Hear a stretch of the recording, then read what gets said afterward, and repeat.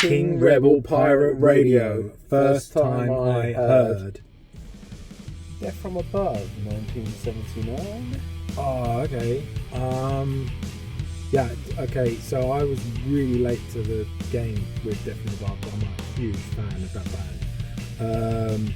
The first time I heard them, oh my god, I really cannot think when the first time was. Well, I'm gonna flip it a little bit here. I took my daughter to go see Death from Above when she was 14. It was her first big gig. I went to the Garage in London. This was last year, 2024, early 2024, and they just absolutely killed it. So they're not this year. They're celebrating the 20th anniversary of the first album that they released, which name's escaping me right now. But that year they were just doing a tour, and just for two guys on stage, the amount of sound that they produce is ridiculous.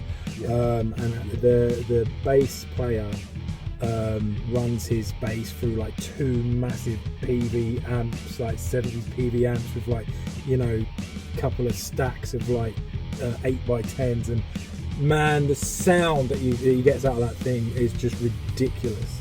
And apparently loads of places that he plays, they don't even put him into the PA. Like the amp's just loud enough on stage.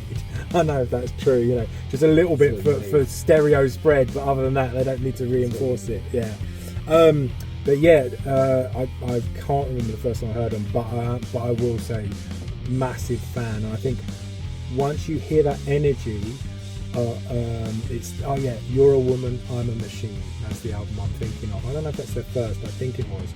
Once you hear the like raw punk energy of that, yeah, they are definitely really cool band. Yeah, and when we were starting out, I was desperately fighting against the comparison to us being a second-rate Death from Above. Right. And so, you know, for a long time, I was trying to make the guitar do the guitar and bass, rather than the bass do the bass and guitar. Right. Nah, their recipe was better. Well, I mean, it's kind of ridiculous, and like obviously, I don't think anybody can really sound like those guys. No. And also, exactly. But also, like the other comparison would be a band like Royal Blood, for example, who are 10 years after Death from Above, but even Death from Above themselves say like, that's cool, they do their thing, we do our thing. You know, the comparison, I suppose, is that it's a duo. But even that's not the first thing, because, not throwing shade, but for example, Death from Above have definitely borrowed from Lightning Bolt,